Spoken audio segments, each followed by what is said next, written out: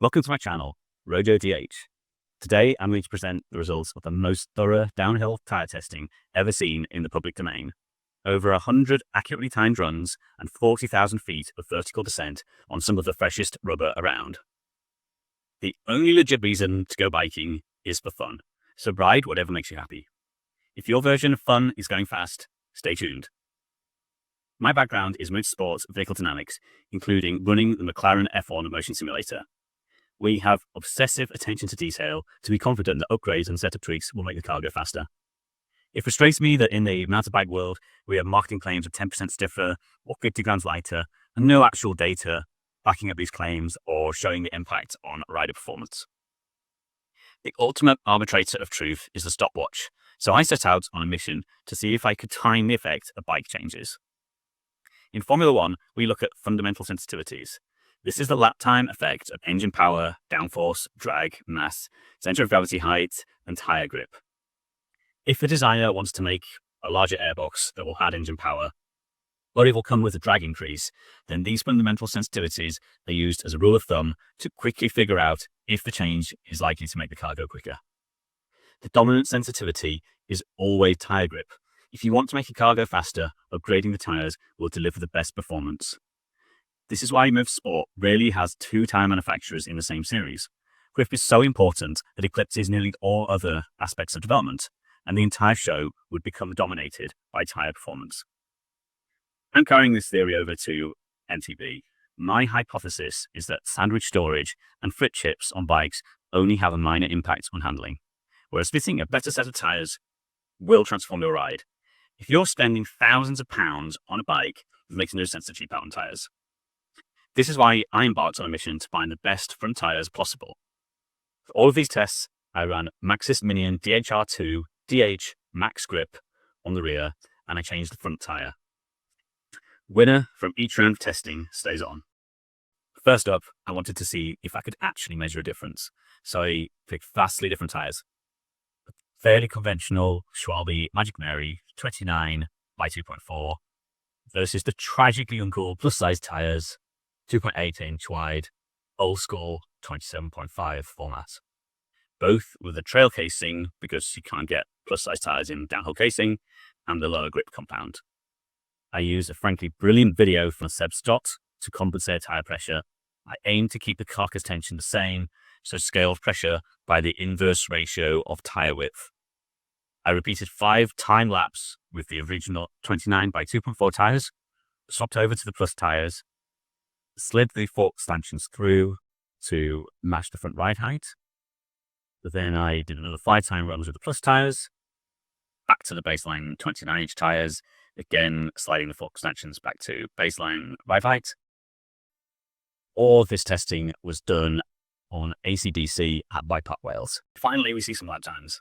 In the first few runs on the 29 inch tire, I'm still getting up to speed. After swapping to the plus tires, I continue to go faster, but when I return to the 29 inch tires, I lose about 4 seconds of progress. After getting a good mate to do some stats on this, it is statistically significant. And just by looking at the raw lap times, we see that 4 of the 5 fastest laps were all set on the plus tires.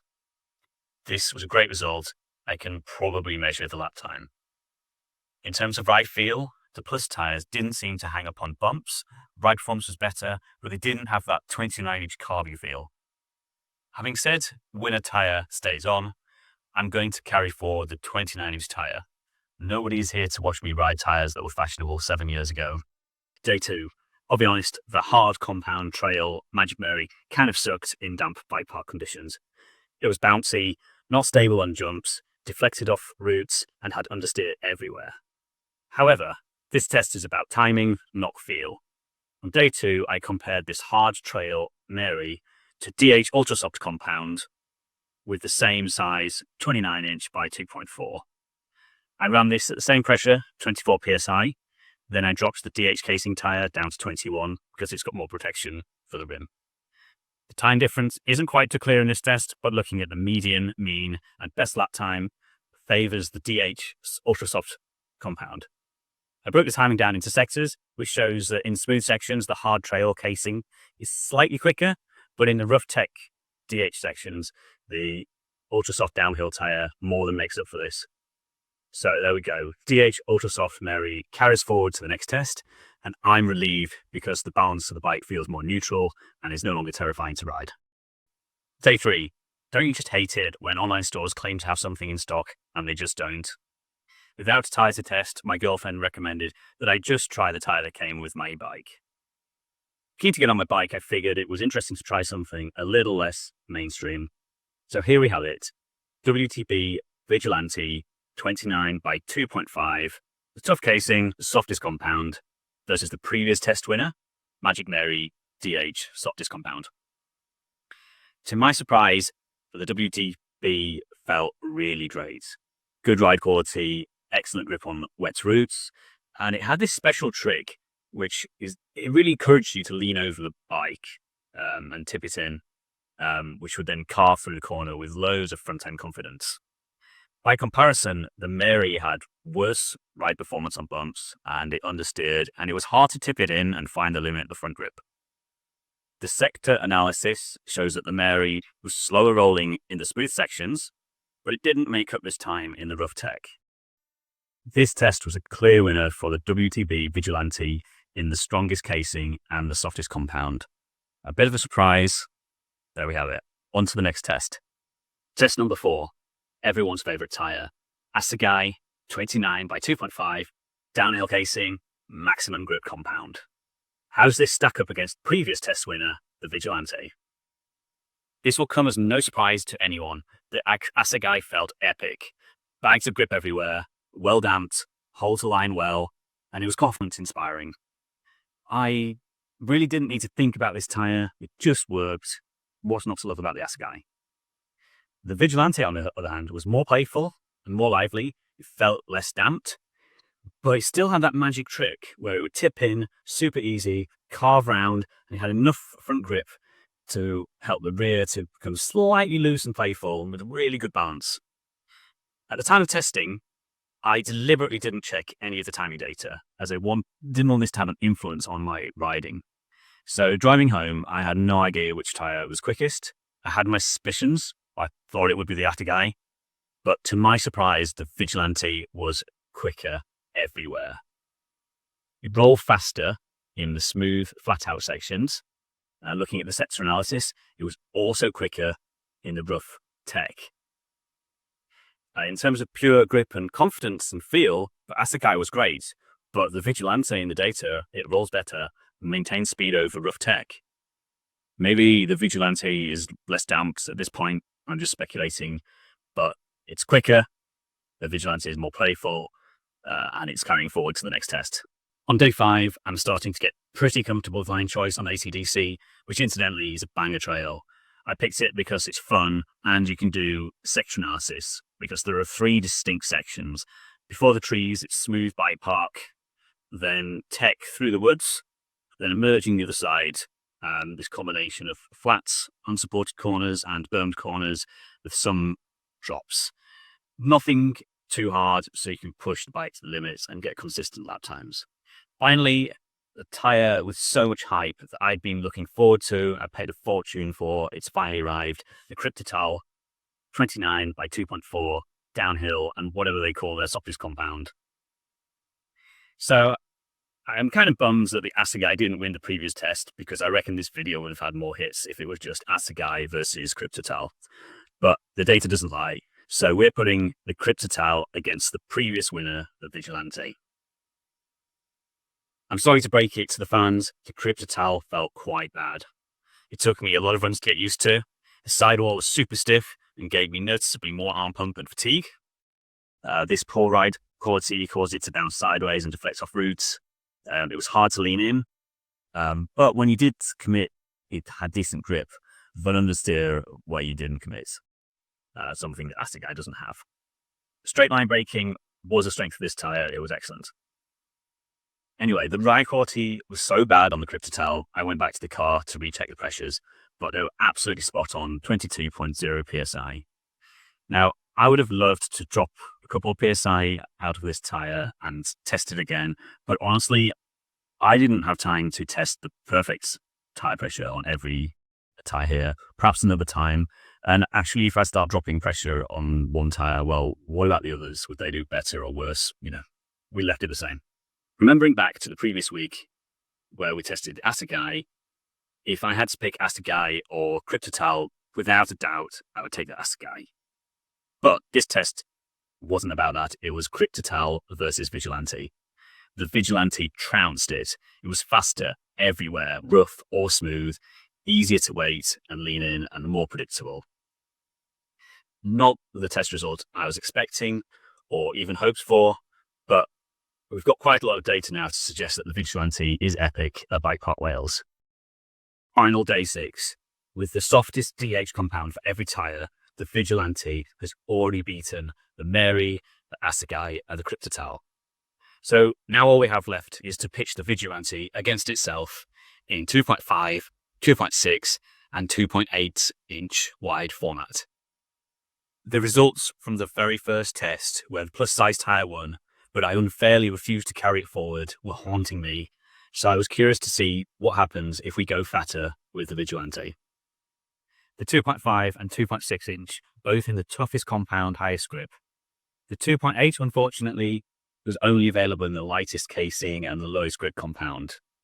Pressures again were scaled according to width to match carcass tension, and extra pressure was added for rim protection on the 2.8 as it was not a DH casing. First off, comparing the 2.5 and the 2.6 in the same tough, soft compound, this was a clear win for the 2.6 inch in every sector. The 2.6 inch has got better ride quality. Perhaps it didn't tip in quite as well, but it's got epic straight line and cornering grip. This tyre was the most confidence-inspiring, and it felt like the Goldilocks tyre, as it was a good trade between outright grip and steering precision. Very calm, but playful. I was having a lot of fun. I was pleased to bits when I later found that I got the COM on this tyre. Anyone who knows Strava realizes there is some random measurement inaccuracy, so the fact that I've now done 100 laps probably plays into it, but I'm proud of this minor victory. Now to address the literal and metaphorical elephant in the room, the enormous 2.8 inch Vigilante unfortunately doesn't come with the nicely damped thick casing and soft rubber of the narrower versions, but I wanted to test it anyway. It bounced and deflected off things and lacked precision, but it did have a trick up its sleeve. It rolled really quick, jumped very high, and whilst the grip wasn't epic, it was predictable. The problem is you found yourself arriving quite quickly at rough sections in the trail and then got bounced around like a pinball machine, struggling to hold the line. This shows in the data. The 2.8 sets the best overall lap time, and if I add up the best sector times and find the theoretically perfect lap, it takes that win too. But it falls behind on the mean and the median, and the standard deviation is over double that of the narrower 2.5 and 2.6 tyres. So the 2.8 inch is lightning quick but uncontrollable, which makes it a great choice if you're riding somewhere without roots or rocks, but a little terrifying when it gets rough. Whilst not the outright quickest tyre, I have to declare the 2.6 inch Vigilante in the toughest compound, highest grip, as the clear test winner. It combines grip, low rolling resistance, and excellent consistency in the data. Time for a summary graph. The fairly arbitrary metric I'm using to assess performance is 50% of the median time plus 50% of the best sector time. This is a nice hybrid because the median represents realistic performance levels, whilst the best sector time is the theoretical quickest time. So combining the two seems reasonable if you wanted to have a consistent race tyre. Incidentally, just looking at mean times alone, without any manipulation, shows similar trends to the graph you're looking at. So what do we find? Well, I get significantly quicker as I learn the track. Test number 6 is a lot faster than test 1. It's kind of cool that tyre testing took my focus off learning the track and trying to put in consistent times, but by doing that, I got a hell of a lot quicker out of the track. The plus size tyres are epic. In the first test, that's 2.8 inch Mary absolutely destroyed the 2.4 inch Mary. In the final test, the massive 29 by 2.8 Vigilante was actually the theoretically quickest tyre, but just a little bit hard to control. But the Vigilante successfully defeated the Magic Mary, the Maxxis Assegai, and the Kryptotal, and it got better still when I upsized it to 2.6. Now I'm putting out a plea to WTB.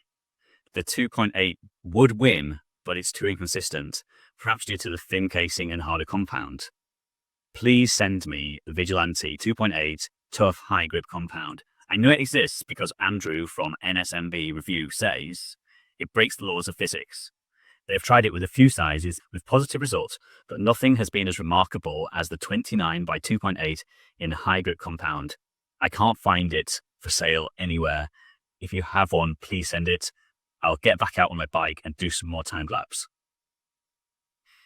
It's hard to tell from this test which brand is second place, as it's kind of within the noise. Personally, I'd pick the Assegai as a close second for confidence. Then there's a sizable performance gap to the Mary, but not supported by the data. That actually perhaps looks quicker than the Assegai. The Mary's not quite as predictable in my opinion when it's leaning. The Kryptotal is dead last due to the harsh ride quality. Long-term review. Chuffed to bits, I've now found a tyre that's 3% quicker than what I would consider to be a conventional default choice. This is a lot of performance. To put it in perspective, my mate and I did some accurate testing of his old Nukeproof Mega and his brand new R-Bar RB2. His new bike was 3.9% quicker, averaged over 3 tracks with 2 riders. Tyres that can deliver a 3% gain are clearly quite an economical upgrade compared to a new bike. I took my favourite Vigilante 2.6-inch racing in the Tweed Valley and got my best ever result. I fitted it to my downhill bike, as did my girlfriend and mate, and we did a season in Morzine where it was flawless. I also ran the 2.8-inch version on my trail e-bike, which works well when it's less rough. It's pretty fun. I posted another Vigilante to a friend who raced it and did really well. Another mate ran one on the Mega Avalanche, but he blames me for having too much grip and the rear slid out and he crashed. In my opinion, his rear tyre wasn't good enough. You do need to pair it with something grippy in the rear.